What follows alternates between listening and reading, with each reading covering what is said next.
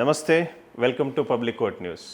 మనం చూసాం అరవింద్ గారి ఓటమి చాలామందిలో ఒక నిత్తేజాన్ని కలిగించింది, బాధని చాలామంది జీర్ణించుకోలేనటువంటి విషయం మనందరికీ తెలిసిందే. అయితే అసలు కోరుట్లలో ఏం జరిగింది, కోరుట్ల నియోజకవర్గంలో అరవింద్ గారు ఎలా ఓడిపోయారు, పసుపు బోర్డు ప్రదాత అరవింద్ ఓడిపోతాడా అని అనుకున్న వాళ్ళందరూ తర్వాత ఆశ్చర్యానికి గురి కావాల్సి వచ్చింది. ఆ విషయంలో డాక్టర్ రఘు గారు ఈ మధ్యకాలంలో బీజేపీలో బాగా యాక్టివ్గా తన రోల్ తీసుకొని కోరుట్ల నియోజకవర్గానికి తన వంతు బాధ్యతగా పనిచేయడం జరిగింది. సో కోరుట్లలో ఓటమి ఎలా జరిగిందన్న విషయాల్ని డాక్టర్ రఘు గారి మాటల్లో మరిన్ని విషయాలు తెలుసుకుందాం. డాక్టర్ రఘు గారు నమస్తే. నమస్కారం. బాగున్నారా? Fine fine. రిలీఫ్ అయిపోయినరా ఎలక్షన్ మూడ్ నుంచి అంతా? యా అయిపోయింది, ఎలక్షన్ అయిపోయింది, మళ్ళీ వీఆర్ ప్రిపేరింగ్. అసలు కోరుట్ల నియోజకవర్గం రాష్ట్రంలోనే హైయెస్ట్ మెజారిటీతో గెలవబోతుంది అనేటటువంటి మెసేజ్ వెళ్ళింది అందరికీ రాష్ట్రంలోనే. మన గల్ఫ్లో అయితే చాలామంది ప్రవాసీలందరూ ఫోన్ చేసి అన్న అరవింద్ అన్న గెలుస్తున్నాడు కదా అంటే డెఫినెట్గా గెలుస్తున్నాడని చాలా కాన్ఫిడెంట్గా చెప్పేస్తాం. Yes true. అసలు ఏం జరిగింది, ఎక్కడ మెకానిజం ప్రాబ్లం అయింది ఇంతకీ? అంటే యాక్చువల్లీ అరవింద్ అన్న ఫస్ట్ మీటింగ్ కోరుట్లో కండక్ట్ చేసినప్పుడు కార్యకర్తల మీటింగ్లో ఒక స్టేట్మెంట్ తీసుకున్నారు. ఏంది అంటే, మనం ఈ నోట్లు పంచి ఓట్లు కొనొద్దు. ఈ మెసేజ్ అనేది ఆల్మోస్ట్ 2 తెలుగు రాష్ట్రాల్లో ఒక పెద్ద మెసేజ్ కావాలి. నా తర్వాత వచ్చే రాజకీయ నాయకులకు కానీ, మనకి ఇప్పుడు సర్పంచ్ ఎలక్షన్స్ ఉంటాయి, ఇవన్నీ ఉంటాయి, వాడు 20 లక్షలు 30 లక్షలు పెట్టి కొట్లాడి వాడు మళ్ళీ గెలవడం, అప్పులు చేయడం, మళ్ళీ పబ్లిక్ మీద పడడం, ఈ కాన్సెప్ట్కు స్టాప్ చేద్దాం. ఈ బ్రైవింగ్ సిస్టమ్ కానీ, ఓటును నోటుతో కొనడం కానీ, ఇవన్నీ ఆపేద్దామనే ఒక కాన్సెప్ట్ తోటి తను స్టార్ట్ చేయడం జరిగింది వాస్తవంగా. అంటే దీనికి ఎగ్జాంపుల్గా వాస్తవంగా బీహార్లో ఒక డాక్టర్ ఉండే శివరామ్ సింగ్ అని, సో వారు 2010లో ఇండిపెండెంట్గా గెలిచిండ్రు. అంటే 1,40,000 డబ్బులు పబ్లిక్ నుంచి చందా వచ్చి ఆ డబ్బులో 1,20,000 రూపాయలు ఖర్చు పెట్టి మళ్ళీ 20,000 పబ్లిక్ రిటర్న్ చేసి గెలిచిన ఇండిపెండెంట్. సో అటువంటి భారతదేశంలో అట్లా చాలామంది ఉన్నారు. సో ఇదొక మోడల్. అంటే అరవింద్ అని ఒక మోడల్ ట్రై చేద్దాం. కానీ ఇది గ్రేట్ అటెంప్ట్ అది. It's very great. అండ్ ఇంత డేరింగ్ స్టెప్ ఎవరు తీసుకోరు. వాస్తవంగా ఏంటంటే ఇంత డేర్గా డిసిషన్ తీసుకునే రాజకీయ నాయకుని ఇప్పటిదాకా చూడలే. Including KCR spend money, peoples person, Telangana person. Even though Telangana తెచ్చిన అధినేతగా ఉన్న కేసీఆర్ గారు డబ్బులు ఖర్చు పెట్టిండ్రు. అటువంటి సమయంలో ఇటువంటి రాజకీయం చేయడం అనేది ఇది అరవింద్ అన్నకే చెందిందని ఒప్పుకోవాల్సింది. So great. ఓవరాల్గా ఎన్ని ఓట్లు వచ్చినాయి అరవింద్ అన్నకు? అంటే మాకు 61,800 ఓట్స్ వచ్చినాయి. మాకు ఇంకొక 5,000 చేంజ్ వస్తే గెలిచేవాళ్ళం వాస్తవంగా. అంటే అక్కడ ఇంకోటి ఏం జరిగిందంటే, వాస్తవంగా ఇన్ఛార్జ్ని ఒక 45 అన్నబెట్టిండ్రు. రెండోది, వారు 7 అసెంబ్లీలను టార్గెట్ చేసుకున్నారు. నాట్ ఓన్లీ మెట్పల్లి అని. ఒక అసెంబ్లీ అభ్యర్థి ఆ కాన్షియన్స్లో ఉంటారు. వీరేం చేసిండ్రు, నాకు 7 అసెంబ్లీల బాధ్యత ఉంది, ఇవి చూసుకుంటూ దుబ్బాకెళ్ళిండ్రు. సో తనకేంది అంటే, లేదు ఇక్కడ ఇంత మంచి ఉన్నారు, ఎస్ వీఆర్ ఆల్ దేర్, నాకు టైం ఇవ్వవలసింది, నాకు ఈ 15 days టైంలో ఈ 7 అసెంబ్లీలు ఇంపార్టెంట్ మనకు. సో నాకు అక్కడక్కడ 4 hours 5 hours టైం కావాల్సిందే అనే దాంట్లో మెట్పల్లి నియోజకవర్గంలో అన్నకు మాకు వాస్తవం కొంచెం టైం షార్ట్ అయింది బేసికల్. ఎందుకంటే తను 7 అసెంబ్లీలు టార్గెట్ చేసుకున్నారు. మీకు ఎక్కువ టైం ఇవ్వలేకపోయింది. జైత్యాల్ పెట్టుకున్నారు, అన్నపూర్ణమ్మ దగ్గర పెట్టుకున్నారు, అటు నిజామాబాద్ పెట్టుకున్నారు. ఒక ఇష్యూ అయింది అంటే ఆర్మూర్ పెట్టుకున్నారు. ఇష్యూ అయింది అంటే ఇమ్మీడియట్ నిజామాబాద్ పోవడమే, అక్కడ ఒక ఇష్యూ రిజాల్వ్ చేసి మళ్ళీ ఇక్కడికి రావడమే. సో తను కూడా ఏంటంటే ఆల్మోస్ట్ 18 hours పని చేసిన టైం సరిపోలే. ఈ work 18 hours, but there is not possible. Single person పార్లమెంట్లో 7 అసెంబ్లీలు చూసుకోవాలి, తన అసెంబ్లీ చూసుకోవాలంటే which is not possible practically. But people accepted. Bharatiya Janata party Modi గారి ఆధ్వర్యంలో పీపుల్ భారతీయ జనతా పార్టీని కోరుట్ల నియోజకవర్గంలో గెలిపిద్దామనుకున్నారు. చాలా కష్టపడ్డారు, కార్యకర్తలు చాలా కష్టపడ్డారు.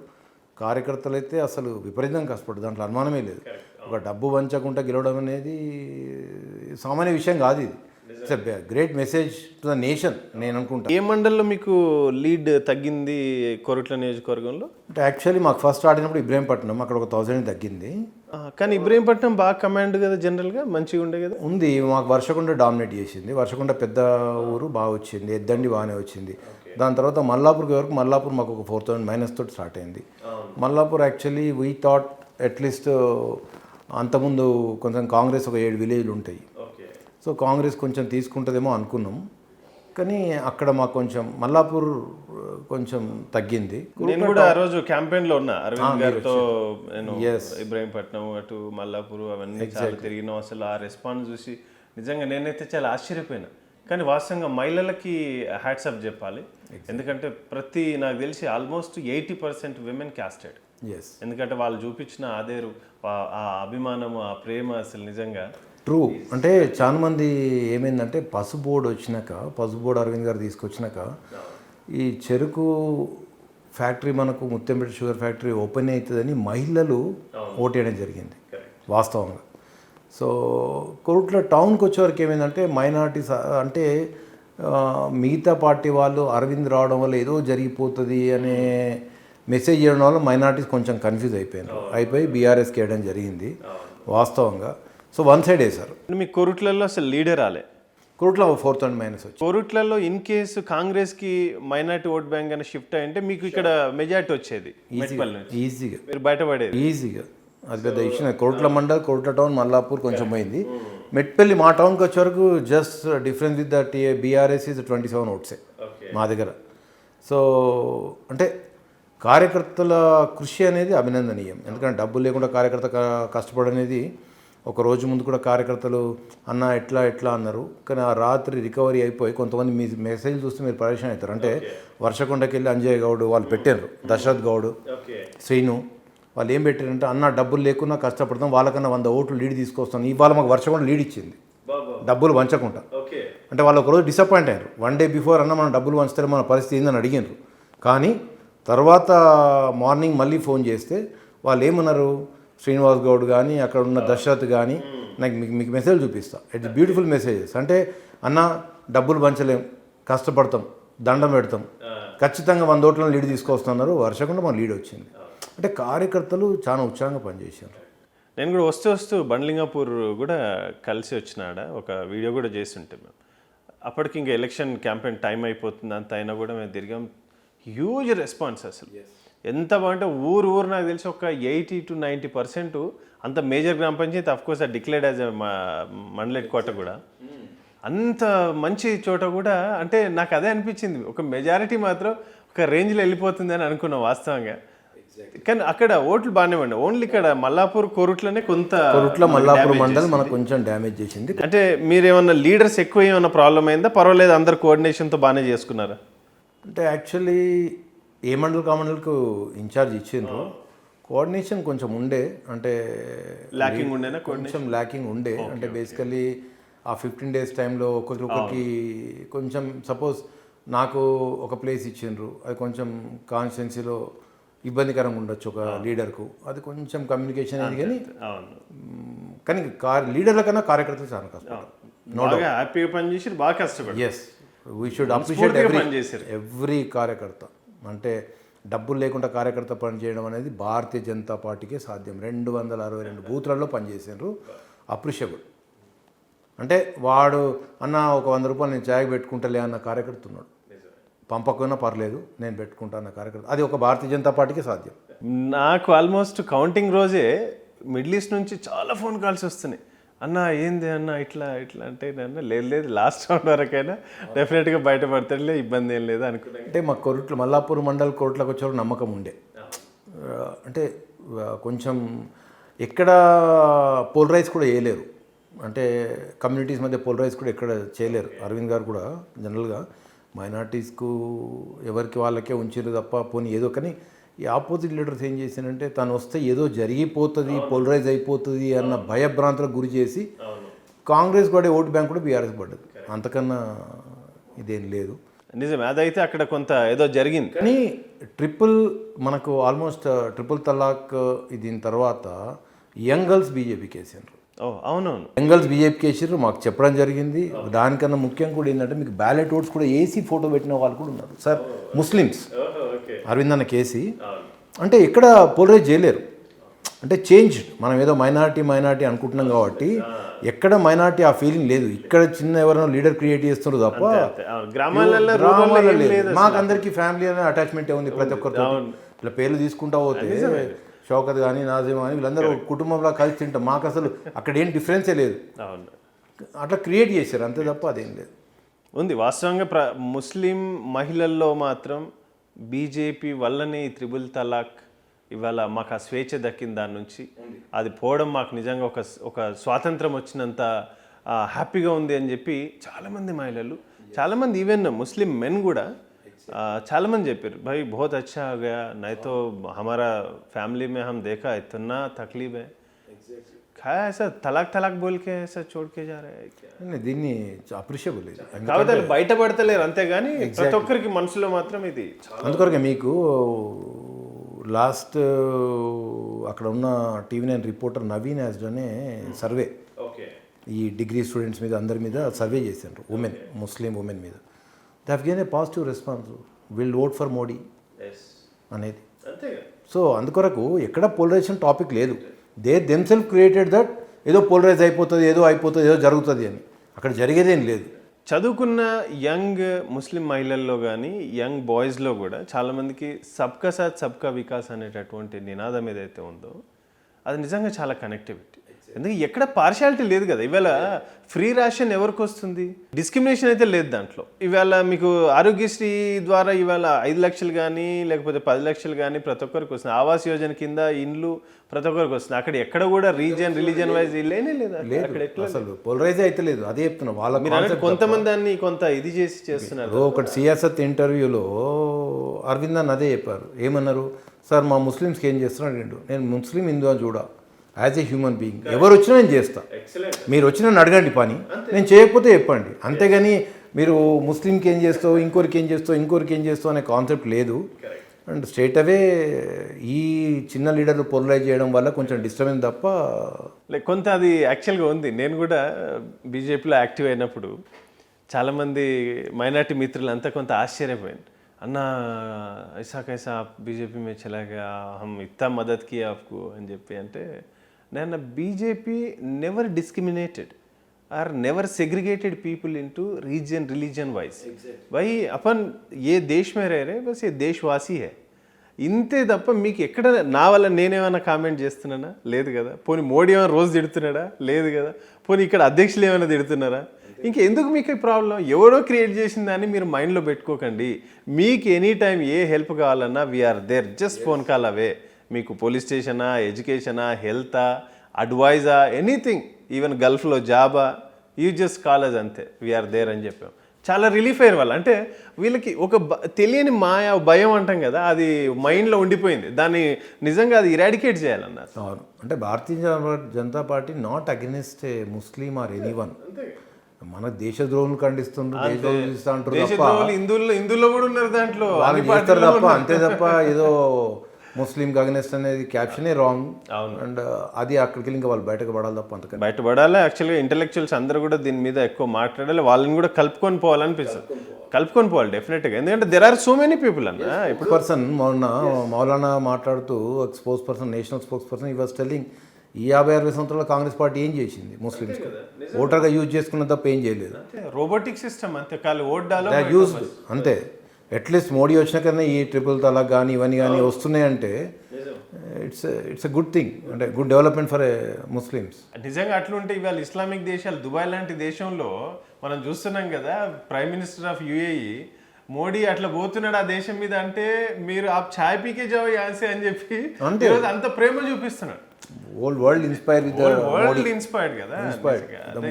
దీన్ని యాక్చువల్గా బలంగా తీసుకుపోవాలనిపిస్తుంది నాకు కూడా అప్పుడప్పుడు. ఎందుకంటే ఈ ఎప్పుడైతే మిస్పర్సెప్షన్ అంటాం కదా, తప్పుడు అవగాహన, తప్పుడు ఆలోచన, ఇవన్నీ ఏం చేస్తాయంటే సమాజంలో విచ్ఛిన్నం చేస్తుంటారు. బేసికలీ మా దగ్గర లేదు హిందూ ముస్లిం డిఫరెన్స్ అనేది, మా దగ్గర లేదు. అంటే వీ ఆల్ మెట్పెళ్ళి అయితే అసలు లేనే లేదు. ఎప్పుడు వీ నెవర్ ఆ పాలిటిక్స్, అటువంటి సచ్ పాలిటిక్స్ లేవు. కాకపోతే తను పెద్ద లీడర్ అయిపోయాడు, అరవింద్ అని వచ్చేవారు కొంచెం కొరట్లు ఏంటంటే లీడర్స్, చిన్న చిన్న లీడర్స్ అందరూ దాన్ని ఒక అడ్వాంటేజ్గా తీసుకొని మైనారిటీస్కి ఏదో జరుగుతుంది అని. But never. ఇప్పుడు నిజామాబాద్ ఎంపీగా వారు ఉన్నారు ఇప్పటివరకు, ఎవ్రీబడీస్ హ్యాపీ. ఏదైనా ఇష్యూ అయిందా నిజామాబాద్ పార్లమెంట్? మంచి డెవలప్మెంట్ ఇవాళ పసు బోర్డు వచ్చింది. ఇంతకని ఎక్కువ మళ్ళీ తను ఇచ్చిన అష్యూరెన్స్ కూడా, అమిత్ షా గారు వచ్చినప్పుడు బీడీ లీఫ్ హాస్పిటల్, బీడీ కార్మికులకు హాస్పిటల్ పెడతా అని చెప్పారు. It's a great thing. Lung infections వీటన్నిటికీ బీడీ కార్మికులకు, షుగర్ ఫ్యాక్టరీ బీడీ కార్మికులకు ఏవైతే హాస్పిటల్ అనుకున్నారో, షుగర్ ఫ్యాక్టరీ ఓపెనింగ్ అనుకున్నారో, దీని తర్వాత ఇంతకన్నా పెద్ద డెవలప్మెంట్ లేవు. ఈ రోడ్లు వీడ్లు అనేది రెగ్యులర్గా చేసే డెవలప్మెంట్, అది పెద్ద దాన్ని గొప్ప మనం 20 సంవత్సరాల నుంచి భారతీయ జనతా పార్టీ కోరిన నియోజకవర్గం లేదు. అంతకుముందు సాగర్జీ ఉండే, దాని తర్వాత దామన్ ఉండే, తర్వాత అరవింద్ వస్తాడు అనేది అందరికీ చాలా ఆశ ఉండే బేసికల్. ఎందుకంటే సాగర్జీ ఉన్నప్పుడు ఊర్లలో వాటర్ ట్యాంకులు కట్టడం జరిగింది, చాలా డెవలప్మెంట్ అయింది. ఈ రోజున బాదంకుర్తి బ్రిడ్జి కానీ ఇవన్నీ సాగర్జీ చేసిన డెవలప్మెంట్. భారతీయ జనతా పార్టీ పర్సన్ అంటే భారతీయ జనతా పార్టీ ఎమ్మెల్యే చేసిన డెవలప్మెంట్ అనేది మీకు కోరుట్ల నియోజకవర్గం కనబడుతూ ఉంటుంది. సో దాని తర్వాత అరవింద్ అన్న రావడం వల్ల ఏం జరుగుతుంది, ఒక షుగర్ ఫ్యాక్టరీ రావడము, ఇవాళ బీడీ కార్మికులకు హాస్పిటల్ రావడము, ఇవన్నీ డెవలప్మెంట్స్ అవుతాయి జరుగుతాయి. ఇవి నేను గెలిచిన ఓడినే చేయిస్తా అని చెప్పినట్టున్నారు కదా. చేస్తా అన్నారు, డెఫినెట్గా చేస్తారు. తను is very keen about this. అంటే తను అదే అంటారు, ఇంత మనం డెవలప్మెంట్ చేస్తూ ఉంటాము, ఇంకెందుకు ఓటును కొనాలా నోట్ తోటి, రాంగ్ పర్సెప్షన్. నేను కూడా అన్న నిజంగా మా పబ్లిక్ కోర్ట్ ఛానల్ త్రూ మా చాలామంది మిత్రులు కూడా అప్రిషియేట్ చేసినారు వాస్తవంగా. అంటే ఓడిపోవడం అనేది సరే టెక్నికల్గా ఓడిపోయి ఉండొచ్చు, కానీ నైతికంగా అరవింద్ గారు గెలిచారు. ఎగ్జాక్ట్లీ, నైతికంగా మేము గెలిచినట్టు. వారు నిజంగా గెలవాలనే అదే కసితో ఏ నియోజకవర్గం తిరగకుండా ఓన్లీ కోరుట్ల మెట్పల్లో కూర్చుని అంటే నిజంగా 50,000 పైచీల కోట్లతో గెలిచేవారు. మాకు ఒక 1 వీక్ ఇట ఫుల్ టైం అన్ని ఇచ్చి ఉంటే అది పెద్ద విషయమే కాదు. హార్డ్లీ మీకు 1-2 గంటల టైం కంటే ఎక్కువలే. ఈవినింగ్ పాపం అంటే వారికి ఉన్న సమయం రోడ్ షోస్ చేయటము, మళ్ళీ ఇంకో నియోజకవర్గం పోవడం, ఇంకో నియోజకవర్గం పోవడం, ఆ షెడ్యూల్ అంతా బిజీ ఉండే. నిజామాబాద్ నుంచి జగిత్యాల వరకు బిజీ ఉండే. మళ్ళీ పెద్ద లీడర్లు వచ్చినప్పుడు జైత్యాల ఆర్గనైజ్ చేయాలన్నా కానీ, నడ్డా గారు వచ్చినప్పుడు ఆర్గనైజ్ చేయాలి కానీ మళ్ళీ అక్కడ చూసుకోవాల్సి వస్తుంది తనకు. సో అటు పోవాల్సింది అంటే కంటిన్యూగా అది కొంచెం మా అసెంబ్లీకి ఫుల్ టైం లేకపోవడం అదొక రీజన్. అంతకన్నా ఇంకో విషయం వచ్చేసి అరవింద్ గారికి యాటిట్యూడ్ ఎక్కువ, అందుకే ప్రజలకి కనెక్ట్ కాలేకపోయారు. ఈయన గెలిస్తే మాకు ఏడ దొరుకుతాడు అన్న ఫీల్తో ఓడించారని కొంతమంది యాంటీ వర్గం చెప్తున్నటువంటి మాటలు. ఇది నిజం అంటారా? అంటే యాక్చువల్లీ తనకు టైం లేకపోవడం వల్ల కలవలేదు కాబట్టి అట్లా కనబడుతుంది.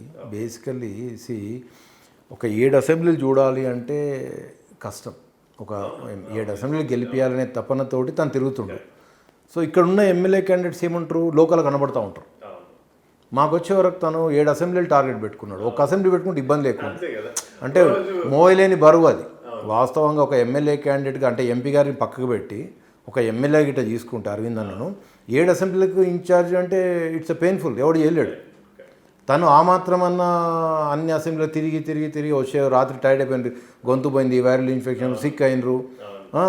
ఆల్దో ఈ హ్యాస్ డన్ అంటే పర్సనల్ లైఫ్ స్టైల్ లేకుండా కూడా పనిచేసారు. సరే that is a public leader, he has to do it. But ఎక్కడ కాంప్రమైజ్ కాకుండా పనిచేశారు. అటిట్యూడ్ అంటే కలవడంసేపు అటిట్యూడ్ అనిపిస్తుంది. మీ దగ్గరకు వచ్చి మాట్లాడితే బాగా అనిపిస్తుంది. నేను కూడా సేమ్ అదే చెప్పాను. అంటే మీరు దూరం నుంచి చూస్తే పాపం ఆయన మాట తీరు మీకు అట్లా అనిపించి ఉంటుంది, కానీ నేను కూడా ఖండించే చాలామంది మిత్రులు అదే అన్నారు, లేదు లేదు మీరు ఎప్పుడు కూడా పొరపడుతున్నారు, బహుశా మీరు పర్సనల్గా కలవండి ఒకసారి వారిని, వారు ఎంత టాలెంటెడ్, ఇంకోటి ప్రతి విషయం మీద వారికి మంచి అవగాహన ఉంది, చాలా బాగా మాట్లాడతారని చెప్పాను నేను. ఇప్పుడు వెహికల్ దిగకుండా ఎవరో ట్రోల్ చేస్తుంటారు, వెహికల్ దిగకుంటున్నారు అని వెహికల్లో మాట్లాడుతున్నారు. వెహికల్లో కాన్ఫిడెన్షియల్ థింగ్స్ ఏదో పై ఆఫీషియల్స్ నుంచి ఫోన్ వస్తుంది పొలిటీషియన్స్ తోటి, వెహికల్ కూర్చొని మాట్లాడవలసింది. కింది క్రౌడ్ దిగినాక ఆ ఫోన్ వినబడదు. ఇప్పుడు 1000 మంది క్రౌడ్లో దిగినాక తన ఫోన్ మాట్లాడలేరు, డైవర్ట్ అయిపోతుంది కాన్ఫిడెన్షియల్. సో కార్లో కూర్చొని మాట్లాడితే అరే కార్లో కూర్చొని మాట్లాడుతున్నా అంటారు. అంటే ఇక చెప్పాలి అంటే నెగిటివ్ ఇవ్వాలంటే చాలా మంది ఎన్నో ఉంటాయి. So common. నాకు మెట్పల్ నుంచి ఒక మీడియా మిత్రుడు కూడా ఫోన్ చేసినాడు, తర్వాత ఒక ప్రింట్ మీడియా మిత్రుడు, తను కూడా మిడిల్ ఈస్ట్లో వర్క్ చేస్తుండే, ఇప్పుడు వచ్చేసి అక్కడే ఉంటున్నాడు. మా మీడియా వాళ్ళకి అసలు సమయమే లేదన్నా, మేము చాలా రిక్వెస్ట్ చేసినాం, దో నేను ఇక్కడ ఒక బాధ్యత గల జర్నలిస్ట్ని, ఎందుకు ఇంత అహంకారమా అని చెప్పి అడిగారు. నేనన్నా మిత్రమా నువ్వు బహుశా సమయం లేక వారు టైం ఇవ్వకపోయి ఉండొచ్చు, మీరు అట్లేం అనుకోవద్దు అని చెప్పి నేను మీ పేరు కూడా చెప్పాను. నేను మీరు వెళ్ళి డాక్టర్ రఘు గారిని కలవండి, మీరు అక్కడే మీకు ఏ ఇన్ఫర్మేషన్ కావాలన్నా కూడా మీకు రఘు గారు అంతా ఇస్తారు అని చెప్పాను. అంటే అట్లా మీడియాకి కూడా టైం ఇవ్వలేనంతనా, లేకపోతే మీడియా ఏమైనా తక్కువ చేసి చూసినట్టు ఏమైనా అనిపించింది? అట్లేం లేదు, మీడియాని ఎప్పుడు తక్కువయ్యారు వారు, మీడియాని తక్కువయ్యారు, కొంచెం సమయం లేనందున అట్లా జరిగి ఉంటుంది తప్ప ఎవరిని కావాలని ఎందుకు మీడియాను అవాయిడ్ చేస్తే ఎవరు అవాయిడ్ చేయరు. మీడియాను అవాయిడ్ చేయడానికి రీజన్ ఏముంటుంది? ఏముండదు. సేమ్ అదే చెప్పాను. ఇప్పుడు మా దగ్గరికి వెళ్ళి మీరు ఉన్నారు ఆ రోజు, ఇక్కడికి వెళ్ళి ఒక యాంకర్ వచ్చింది మీడియా, నాకు లోకల్లో కార్తిక్ అని ఒక మీడియా పిల్లోడు ఉన్నాడు, ఆయన నన్ను రిక్వెస్ట్ చేసిండు, అన్న మాది కొత్త ఛానల్ అసలు అన్నది బయట కావాలని, ఈ వాజ్ సిక్, మన కింద ఆఫీస్లో కూర్చోమన్నాం, పైన కానీ బలవంతంగా పైకి వచ్చి కూర్చున్నారు, ఇంట్లోకి రానియం అయినా కానీ వచ్చి కూర్చున్నారు, సరే కార్తిక్ లోకలోడు మా రిపోర్టరు మేమేం ఆలోచిస్తామంటే మా దగ్గర మేడ్పల్లిలో మా రిపోర్టర్ ఏ పేపర్ కానీ సో ఏ మీడియా అయినా కానీ హ్యాపీ ఉండాలనుకుంటాం. హైదరాబాద్ గారు ఒక పెద్ద పేపర్ వచ్చి ఒకప్పుడు సాక్షి మహేందర్ రెడ్డి కరీంనగర్లో వచ్చాను ఒక యాడ్ కొరకు ఎగ్జాంపుల్ మీకు చెప్తాను. ఇప్పుడు నేనేమన్నా అన్న నాకు ఐ డోంట్ వాంట్ యూ మా లోకల్ ఉన్న ప్రింట్ మీడియా వాళ్ళని తీసుకొస్తే యాడ్ ఇస్తా అని చెప్పినాం. ఆ రోజు సాక్షి నాగరాజుని తీసుకొని వస్తేనే యాడ్ ఇచ్చినాం. అట్లా ఏబిఎన్ వేణుని తీసుకొస్తేనే యాడ్ ఇచ్చినాం. ఎందుకంటే మాకు లోకల్ మీడియాతో అవసరం, మీ హైదరాబాద్ మీడియాతో మాకు అవసరం లేదు. సో మేము ఆ రెస్పెక్ట్ ఇస్తాం. అట్లా కార్తిక్ నన్ను రిక్వెస్ట్ చేయడం వల్ల అన్న సిక్కున్నా కానీ అది బయట ఇప్పించారు, నేనున్నాను. ఆ పిల్ల ఏదో న్యూ సెన్స్ చేయడము అది ఇది అంతా న్యూ సెన్స్. మళ్ళీ వాళ్ళు వచ్చి కాంప్రమైజ్ కూడా మాట్లాడలేరు. ఇప్పుడు రిపోర్టర్ మీద ఎవరి మీద కేసు పెట్టాలని ఉండదు. ఎలక్షన్లు ఎన్నో జరుగుతూ ఉంటాయి, ఇరిటేషన్ ఉంటుంది, ఆమె యాటిట్యూడ్ చూపించింది, నువ్వేం సంగతి చూస్తా అని ఇట్లా ఏదో అన్నది. సరే ఆ టైంలో ఎవరి మూడు ఎట్లుంటో తెలియదు. ఇప్పుడు అన్న కూడా ఆ రోజు వైరల్ మీరు చూసిండ్రు, టోటలీ సిక్ అన్న కొత్త ఛానల్ ఏదో ఒక బయట ఇస్తే వాళ్ళకి కొద్దిగా ప్రమోట్ అవుతారు అని దాంట్లో కార్తిక్ని చూసి ఇప్పడం జరిగింది. సో దాని తర్వాత never they ask for a compromise, they never come. Reporter వచ్చి అడిగితే ఎందుకు కాంప్రమైజ్ గారు అవుతారు, ఎవరైనా అడుగుతారు. రిపోర్టర్ వచ్చి అన్న అయిపోయింది అని ఒక పోనీ ఆ మీడియా ఇన్ఛార్జ్ కూడా అడగలేరు. I call twice to Karthik, రాబ్బా మరి ఏందో చూసుకొని రాలేరు. మళ్ళీ ఉల్టా కేసు పెట్టిండ్రు అంటారు. ఎలా కేసు అవుతుంది? ఇప్పుడు ఆ ఇష్యూ ఆ టైంలో జరిగిన ఇష్యూలో ఖచ్చితంగా కోపం ఉంటుంది. మీకు ఎట్లా కోపం ఉంటుందో ఆపోజిట్ కూడా సేమ్ కదా, హ్యూమన్ బీయింగ్. నువ్వు నన్ను తిడితే నేను తిడతా. చాయిస్ని మిస్యూజ్ చేసుకున్నారు వాళ్ళు. సో సరే అంటే అటువంటి మంచి ఛానల్స్ కూడా కొద్దిగా యాంకర్ని పెట్టుకునేటప్పుడు కొంచెం ఆలోచించి మంచి యాంకర్ని పెట్టుకుంటే కింది పాపం కార్తిక్ అనే పిల్లలకు ఇటువంటి వాళ్ళకి చిన్న వాళ్ళకి ఇబ్బంది వాడికి మాకు రిలేషన్ చిన్నప్పటి నుంచి వాడేదో అడగడము ఇప్పియడము. సో ఇప్పుడు డాక్టర్ రఘు గారు నెక్స్ట్ ఏ బాధ్యత తీసుకోబోతున్నారు నియోజకవర్గంలో? అంటే బాధ్యత ఏముంది, మాకు ఏ కార్యకర్తలాగా పనిచేయడానికి భారతీయ జనతా పార్టీకి కార్యకర్త అయినా సరిపోతుంది. బాధ్యత ఏది ఏమని చెప్పారా అరవింద్ గారు? లేదు అన్న ఏది చేయమంటే చేసుకోవడమే. అరవింద్ గారు ఏది ఇన్స్ట్రక్షన్ ఇస్తే ఆ ఇన్స్ట్రక్షన్ ఫాలో అవడమే తప్ప బాధ్యత ఇచ్చినా ఇవ్వకున్నా కార్యకర్తలాగా పనిచేయడమే. మా ఆఫీస్ ఉంటుంది అక్కడ, ఆటోమేటిక్గా ఉన్న కార్యకర్తలు రావచ్చు. నెక్స్ట్ నియోజకవర్గం ఇన్ఛార్జ్ బాధ్యతలు రఘు గారికి ఇస్తారని నిన్న మొన్న నాకు 2-3 ఫోన్ చేస్తే నేను అన్నా అట్లేముండదు మిత్రమా, నాకు కూడా తెలియదు, బట్ మీరు అంటుంటేనే విన్నాను నేను. సరే ఏదైతే పని చేసే వరకైతే అరవింద్ గారు డెఫినెట్గా బాధ్యత ఇస్తారు. ఎందుకంటే నేను కూడా చాలా సందర్భాల్లో చూశాను. ఈ వీరు వారని కాదు, పని ఎవరు చేస్తే వాళ్ళకైతే అవకాశం ఇస్తారు. మరి అరవింద్ గారికి ఏమనిపించిందో తెలియదు, ఎవరు పని చేసినారు అనిపించిందో తెలియదు, మరి వారు సెలెక్ట్ చేస్తారు ఆ విషయం. దిస్ ఈజ్ యాక్చువల్లీ నేను జాయిన్ అప్పుడు అనుకున్నా this uh purely unconditional love. Whether I get a incharge not nothing to worry about this all. I want to work for a party, I will work for a party. ఒక కార్యకర్తగా party కొరకు పనిచేద్దాం అనుకున్నా, ఖచ్చితంగా పనిచేస్తాం. Last time contested doctor Jayan Venkat గారు, తర్వాత ఆకుల లింగారెడ్డి గారు, తర్వాత నవీన్ రావు గారు, వీళ్ళందరూ ఉన్నారు. వీళ్ళందరితో సఖ్యత అందరికీ బాగానే ఉందా? మీ అందరికీ కూడా? అందరూ బాగానే ఉంది. నేను ఆకుల లింగారెడ్డి కలిసే పని చేసినాం బేసికల్లీ, ఇద్దరం రోజు అనుకొని. లాస్ట్ రోజు కూడా నేను ఈవెన్ ఆకుల లింగారెడ్డి పాపం ఇంజూర్డ్ హిమ్సెల్ఫ్, ఫుట్ పాపం జాయింట్ కూడా ఇది అయింది, అయినా కానీ పని చేసిండు. సో కోఆర్డినేషన్ కూడా ఎవరిది ఏ లీడర్తో మాకు కమ్యూనికేషన్ గ్యాప్ ఏం లేదు, అందరూ కలిసి. అంటే ఇన్ జనరల్గా ఏమవుద్దంటే లాస్ట్ మూమెంట్లో వీక్ కోఆర్డినేషన్ ద్వారా కూడా సమ్ టైమ్స్ మనం లీడ్ తెప్పిలేకపోతుంటాం. అంటే కొంచెం అది ఒక 10% కౌంట్ చేయొచ్చు, మరీ 90% కాదు. కానీ సమ్టైమ్స్ ఎందుకంటే అక్కడ ఏం పని జరుగుతుంది, ఇక్కడ ఏం పని జరుగుతుంది, ఓవరాల్ కూర్చుని మీటింగ్స్ సమ్టైమ్స్ కొంచెం మిస్ అయింది. అంటే మాకు ప్రభారి గారు ఉండే, వెంకటరమణ గారు, వాళ్ళు బాగానే కోఆర్డినేట్ చేశారు. వాళ్ళు చేయబట్టి బాగానే కోఆర్డినేషన్ కూడా జరిగింది, దాంట్లో అబద్ధమేం లేదు. కానీ కొంచెం న్యాచురల్లీ చిన్న చిన్న తప్పులు జరుగుతాయి, దానికి ఖచ్చితంగా సరిదిద్దుకుంటాం. ఇప్పుడు ఈసారి ఎంపీ ఎలక్షన్లో బ్రహ్మాండం అంటే నిజామాబాద్ పార్లమెంట్లో ఇంతకుముందు భారతీయ జనతా పార్టీకి 90,000 ఓట్ బ్యాంక్ ఉంటే ఇవాళ అన్న 7 అసెంబ్లీ కాన్స్టిట్యూన్సీ 3 లక్షల చిల్లర ఓట్ బ్యాంక్ తెచ్చేసారు. సో అసలు మాకు పార్లమెంట్కి ఆలోచించే అవసరం లేదు. ఇప్పుడు పడిన ఓట్లు పడితే చాలు మీరు ఎంపీకి గెలిచిపోతారు. ఎగ్జాక్ట్లీ, హానెస్టీ చేశారు. బలమైన బీసీ నాయకుడు. వాస్తవంగా మీరు ఓడిపోయిన ప్రతి చోట కూడా సెకండ్ ప్లేస్లో ఉన్నారు. ఎగ్జాక్ట్లీ, మళ్ళీ ఎక్కువ గ్యాప్ కూడా లేదు, ఓడిపోయిన ఎక్కడ కూడా పెద్ద మెజార్టీతోనే ఓడిపోయి. మెట్పల్లి ఊరు చెప్తున్నా కదా, మెట్పల్లి టౌన్లో మాకు వచ్చింది 28 oats difference, 28-30 oats difference. Mandal wise వచ్చారు 1000 to 2000. మల్లాపూర్ ఎక్కువ వచ్చింది, కొరట్ల మండల్ ఎక్కువ వచ్చింది, కొరట్ల టౌన్ ఎక్కువ వచ్చింది మాకు లాస్ట్, అంటే కంపేర్ టు బీఆర్ఎస్. బట్ సరే ఇన్ని సంక్షేమ పథకాలు ఉన్నప్పుడు ఇంత టెన్షన్ పడి వాళ్ళు కష్టపడ్డారు. మేమేమో ఓన్లీ మోడీ అన్నం, అరవింద్ అన్నం, పసుపు బోర్డు అన్నాం, షుగర్ ఫ్యాక్టరీ అన్నాం, హాస్పిటల్ అన్నాం. అన్నారు. అవును. ఈ నాలుగే ఇదే points ఎజెండా main గా. మాది. అవును. మా ఎజెండా డబ్బులు కాదు, కరెక్ట్. బేసిక్గా ఓన్లీ డెవలప్మెంట్. బట్ దీన్ని చూసి ఇన్ని నోట్లు పడ్డాయి. నిజమే. మామూలుగా 60,000 ఓట్లు పోల్ అవ్వడం అనేది ఎంత డబ్బు ఖర్చు పెడితే అక్కడ ఇంకోటి బలమైన లీడర్లు ఇద్దరు కూడా, ఒకరేమో సిట్టింగ్, ఒకరేమో ఆల్రెడీ ఒక 6 టర్ములు పనిచేసినటువంటి ఒక పెద్ద నేపథ్యం ఉన్న కుటుంబమే. అంతే కదా. సో వాళ్ళిద్దరి మధ్యలో అరవింద్ గారు వెళ్ళడం అనేది కార్యకర్తల కృషి, అరవింద్ అన్న గైడెన్స్, 21,800 ఓట్లు పడ్డాయి. మంచి గైడెన్స్. ఇది యాక్చువల్గా చాలా మందికి ఇది ఈ టెక్నికాలిటీస్ ఏంటనేది తెలియట్లేదు. అంటే అందరూ ఏమనుకుంటారంటే ఓడిపోయిందంటే ఏదో ఓడిపోయిండు అనుకుంటున్నారు. కానీ అసలు రియాలిటీ ఏంటి అనేది ఓటమికి అది చాలా మందికి అది తెలియట్లేదు. ఎగ్జాక్ట్లీ. అంటే నాకు కూడా ఇప్పుడు హైదరాబాద్ వచ్చినాక ఫ్రెండ్స్ అందరూ అడుగుతున్నారు. ఒక పేషెంట్ అడిగిండు, బేసికల్లీ సర్జరీకి వచ్చిండు, ఏడియట్లో ఓడిపోయిండు. నాకు టక్కన ఆయన ఎందుకు అడిగి నాకు అర్థం కాలే. సార్ మాకు చాలా హోప్ ఉండే సార్ అని. అంటే నేను అప్పుడు చెప్పిన, ఒక సిద్ధాంతంగా పనిచేద్దాం అనుకున్నారు, ఒక ట్రయల్ బేసిస్లో, ఎప్పుడు ఇటువంటిది జరగలేదు. డబ్బులు పంచకుండా, ఓటర్ దగ్గర డబ్బులు కొనకుండా ఓటు వేయించుకునే సిస్టమ్ ఎక్కడ లేదు. దాన్ని ఫస్ట్ టైం అన్న ఇంట్రడ్యూస్ చేసినట్టే ఇది. సో అది ప్రాక్టికల్లీ కొంచెం ఇప్పుడు ఫెయిల్ అయినా కావచ్చు మేము బేసికల్లీ, బట్ ఫ్యూచర్లో ఖచ్చితంగా అది మంచి రిజల్ట్ ఇస్తుంది. ఎందుకంటే ఓటర్ కూడా కాన్సెప్ట్లో బయటకు వస్తాడు. 500 రూపీస్ పర్ ఇయర్ అంటే వాడికి 5 ఇయర్స్కి 500 రూపీస్ అంటే అదే నీకు షుగర్ ఫ్యాక్టరీ వస్తే 6,000 మందికి ఇండైరెక్ట్ ఎంప్లాయ్మెంట్ వస్తుంది, రైతులు బాగుపడతారు. ఇవి అంటే అందరికి పనికొచ్చేటి. సో నిజామాబాద్ పార్లమెంట్ మాత్రం నిజంగా లక్కీ పార్లమెంట్ అని చెప్పాలి. ఎందుకంటే ఒక డైనమిక్ లీడర్ మీకు దొరకడం అనేది వాస్తవంగా చాలా గ్రేట్. ఎందుకంటే ఈ కాలంలో అసలు బీఆర్ఎస్ పార్టీలో ఎవరు ఎంపీ కూడా ఈఆల్టీ కూడా ఎవరికి ప్రాపర్గా తెలియదు. వాస్తవంగా మా మహబూబ్నగర్ ఎంపీ ఉన్నారు శ్రీనివాస్ రెడ్డి గారు. అసలు మీరు 99 మందికి నాకు తెలిసి 100లో ఏ 5 మందికి రాజకీయ అవగాహన వాళ్ళకి తప్పిస్తే మిగతా వాళ్ళు ఎవరికి తెలియదు. అంటే ఏ నిధులు తీసుకురాకపోవడం, పార్లమెంట్లో అడగకపోవడం, ప్రశ్నించకపోవడం, నేను ఉన్నానని ప్రజల్లో తిరగకపోవడం, అంటే ఏదో ఒక డబ్బు పెట్టేట్టు రావడం, చాలా బాధ అనిపిస్తుంది. అంటే ఇట్లాంటి వాళ్ళు, అందుకే యంగ్స్టర్స్ రావాలన్న పార్టీలోకి, మంచి ప్రశ్నించే వాళ్ళు రావాలి, పనిచేసే వాళ్ళు రావాలి, ప్రజల్లో ఒక మంచి చైతన్యాన్ని తీసుకొచ్చే వాళ్ళు కావాలి.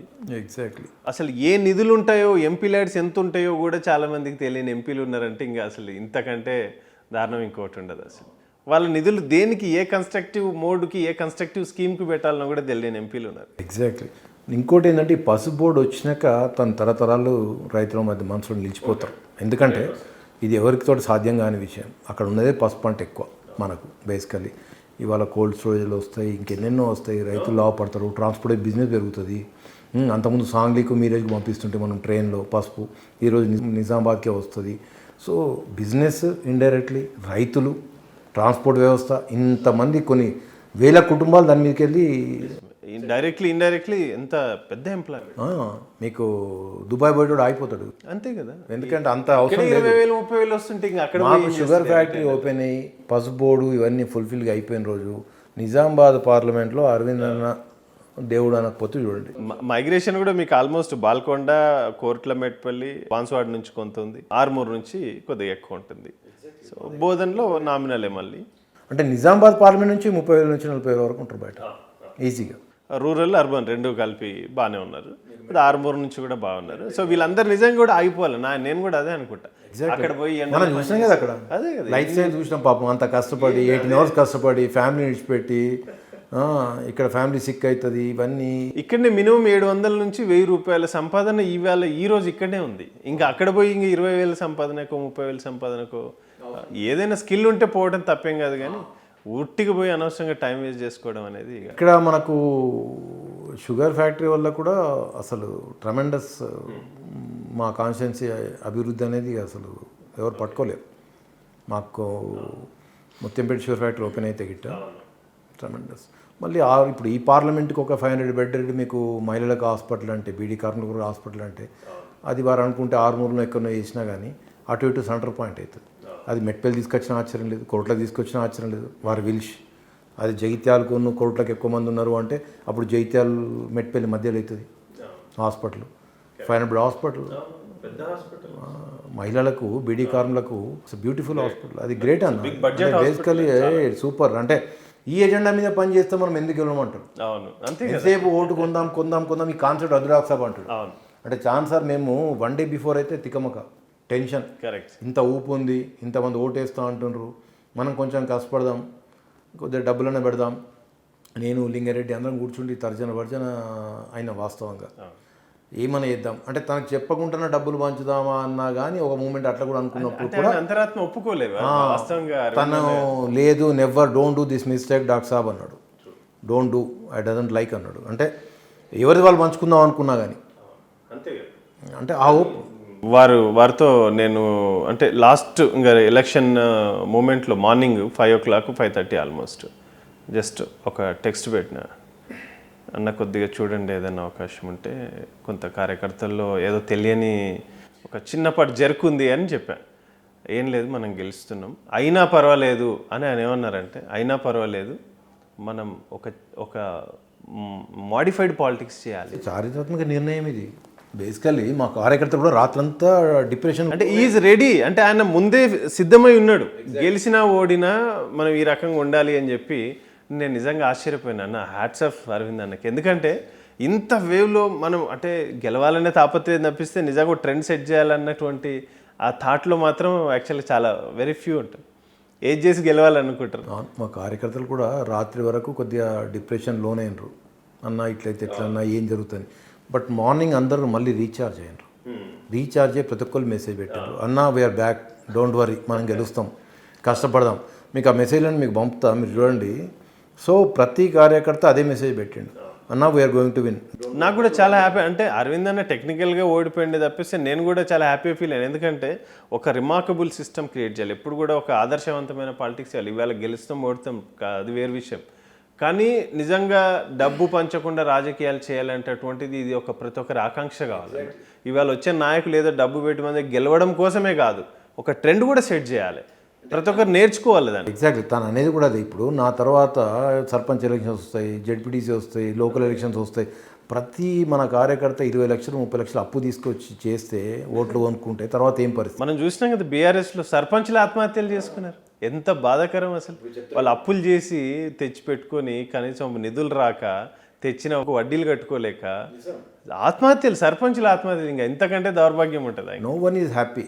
డబ్బులు తెచ్చి కొట్లాడిన ఏ సర్పంచ్ కానీ ఏ లీడర్ కానీ హ్యాపీ లేడు. ఎందుకంటే డబ్బులు మేక్ చేయలేడు దాంట్లో. నిజంగా మార్పు జరగాల్సిందే డెఫినెట్గా. అసలు గ్రామ స్థాయిలో డబ్బులు పెట్టి గెలవడం ఏందన్న, ఊర్లో ఉండే సర్పంచ్ వాడు రోజు ఊర్లో ఉండేటోడికి వాడితో పైసలు తీసుకోవడం ఏంది, ఇంతకంటే దౌర్భాగ్యం ఏమైనా ఉంటుందా?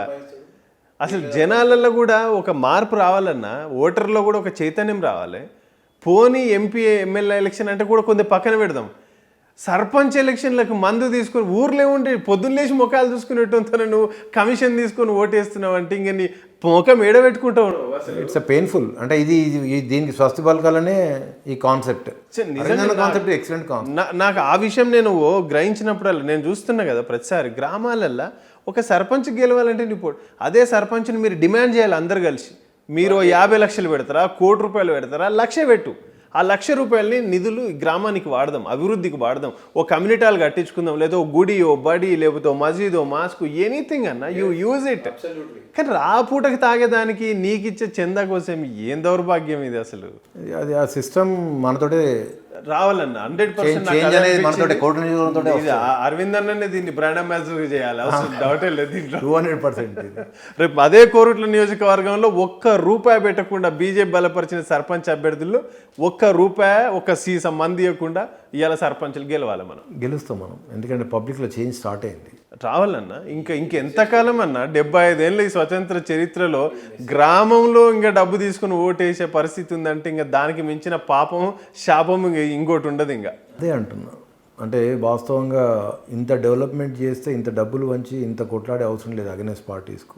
అంతే కదా. ఇప్పుడు భారతీయ జనతా పార్టీ వాస్తవంగా కొరట నియోజకవర్గంలో చాలా డెవలప్మెంట్ చేసింది. సాగర్జీ కానీ, దామన్న కానీ, ఆ డెవలప్మెంట్లు అరవిందన్ రాగానే అందరికీ ఒక ఉత్తేజం వచ్చింది. వాస్తవంగా ఆ బూస్టప్ అరవిందన్తోటే వచ్చింది. ఉన్నమాట దాన్ని యాక్సెప్ట్ చేయవలసిందే మనం. సో ఆ బూస్టప్ వచ్చింది, దాన్ని నిలబడడానికి ప్రతి కార్యకర్త కష్టపడ్డాడు. సో సరే, ఇంకా చిన్న చిన్న ఓటమి గెలుపు అనేది రాజకీయంలో సహజం. ఏం లేదు, కొంత స్వాంతన కలగాలని యాక్చువల్గా ఒక చేంజ్ అయితే మనం ట్రై చేయగలిగినారు. ఒక చేంజ్ అనేది ట్రై చేయగలిగింది. ఇంత కాన్ఫిడెంట్గా ఎవరు ఇప్పటివరకు ఏ లీడరు చేయని సావపేతం ఇది ఎవరు చేయలేదు. తెలుగు రాష్ట్రాల్లో తనకి ఈరోజు 5,600 5,700 వస్తే గెలిస్తే ఇవాళ ఇది మార్క్ పాలిటిక్స్ మార్క్ ఇది. ఇవి ఆయన తనే బ్రాండ్ అంబాసిడర్. ఇప్పుడు 5,000 ఓట్లు 1,000 రూపాయలు ఇచ్చినా 50 లక్షల కంటే ఎక్కువ ఏం కాదు కదా. పోనీ అట్లా అనుకుంటే నిజంగా అట్లే చేయాలనుకుంటే. కానీ హ్యాట్స్ ఆఫ్ అరవింద్ అన్నకు మాత్రం ఈ విషయంలో అది కంటిన్యూవేషన్ జరగాలని నేను కోరుకుంటున్నాను. అసలు ఈ సందర్భంగా ప్రతి చోట ప్రతి నాయకుడు కూడా ఆ రకంగా అంటే జనాలను కూడా చైతన్యపరచాలి. మీరు గెలిపించిన వాడిచిన నేను మీకు పని చేయడానికి సిద్ధంగా ఉంటాను. ఏం కావాలా, విద్య, వైద్యం, ఉపాధి, ఇంకా ఉద్యోగ అవకాశాలు, లేకపోతే ఎనీథింగ్, ఎనీ ఆపర్చునిటీ, ఒక ఆపర్చునిటీని ఎలివేట్ చేసి క్రియేట్ చేసి వాళ్ళకి అందుబాటులో ఉండేలాగా చేసుకోగలిగితే చాలు. అంటే రెవల్యూషన్ కూడా వచ్చేసింది. కాకపోతే ఈ యాంటీ ఓటు కాంగ్రెస్ చేసుకుంటే మనకు స్టేట్లో ఇది వచ్చినట్టుంది తప్ప, లేకపోతే యాక్చువల్లీ భారతీయ జనతా పార్టీ ఫామ్ చేయాలి. ఎందుకంటే బీసీ నాయకుడిని సీఎం అని చెప్పినప్పుడు ఒక ఓసీ ఒక ఎస్సీ పని చేస్తున్నప్పుడు బీసీ ఎందుకు వేసుకోలేరో అర్థం కాలేదు. అవును, వాస్తవం ఇదైతే మాత్రం. ఇదైతే స్ట్రాంగ్ మనం ఈ point should be raised. Exactly అన్న. ఎందుకంటే భారతీయ జనతా పార్టీ ఇంత పెద్ద ప్రొవిజన్ అంటే ఇంత పెద్ద ఆప్షన్ ఇచ్చింది. అంటే ఫ్రాంక్లీ చాలా మంది అనలిస్టులు, నేను కేఎస్ ప్రసాద్ గారు నాకు అనలిస్ట్ కాల్ చేసినారు నాకు, అయ్యో ఏమైందండి అరవింద్ గారు అలా ఓడిపోవడం, ఇద్దరు దొరల మధ్యన ఒక బీసీ గెలవలేడా అని వారు అన్నమాట. నేను అన్న వాస్తవంగా యాక్చువల్గా ఆయన డబ్బు పెట్టింటే డబ్బు పెడితే గెలుస్తాడనే కాన్సెప్ట్ ఉంది, కానీ డబ్బు ఎందుకు పెట్టాలని క్వశ్చన్ అరవింద్ అన్నగా.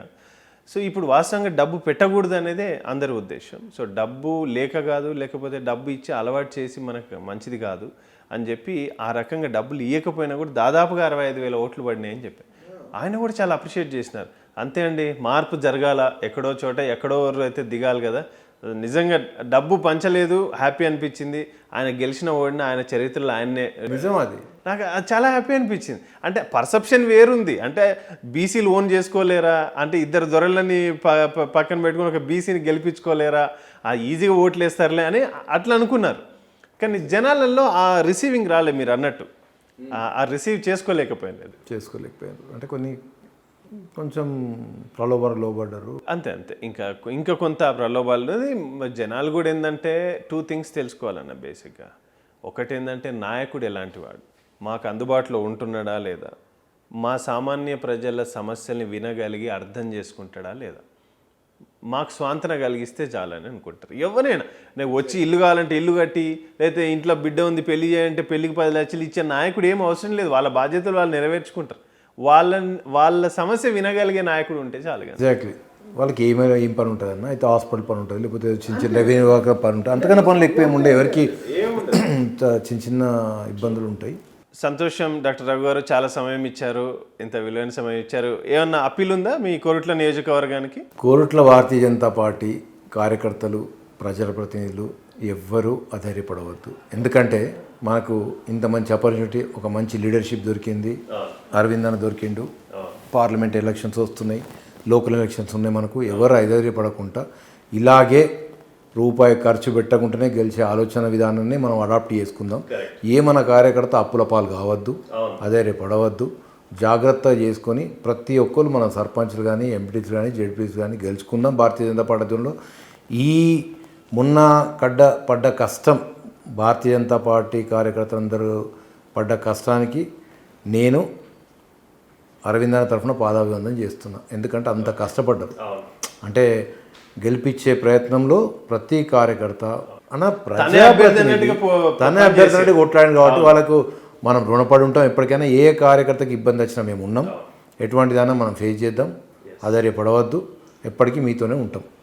Thank you. సో ఇది మిత్రులారా, కోరుట్ల నియోజకవర్గమే రాష్ట్రానికి ఆదర్శం కావాలని, డబ్బుతో రాజకీయం కాదు, ఒక మనోధైర్యాన్ని నింపినాడు, ప్రజలు మన వెంట ఉంటారు అని చెప్పి డాక్టర్ రఘు గారు అంటున్నారు. అట్లాగే రేపు జరగబోయే గ్రామ పంచాయతీ ఎన్నికలు ఎప్పుడు వచ్చినా కూడా మన గ్రామ పంచాయతీలో కూడా ₹1 డబ్బు, ఒక బాటిల్ కూడా పంచకుండా మిగతా రాజకీయ నాయకుల్లో ఒక వణుకు బెరుకు పుట్టించాలి అనేటటువంటిది వారి యొక్క లక్ష్యంగా కనబడుతోంది. అందరూ కూడా అదే స్ఫూర్తితో కలిసిమెలిసి పనిచేయండి. కోరుట్ల నియోజకవర్గాన్ని మంచి ఒక రోల్ మోడల్గా తీర్చిదిద్దండి. చాలామంది యువత అక్కడ ఉన్నారు. మీరందరూ కూడా రాష్ట్రంలో ఉన్న అన్ని నియోజకవర్గాల యువతకు ఆదర్శవంతులుగా తయారవ్వాలని పబ్లిక్ కోర్ట్ న్యూస్ నుంచి కూడా నేను కోరుకుంటున్నాను. ధన్యవాదాలు డాక్టర్ గారు. Thank you.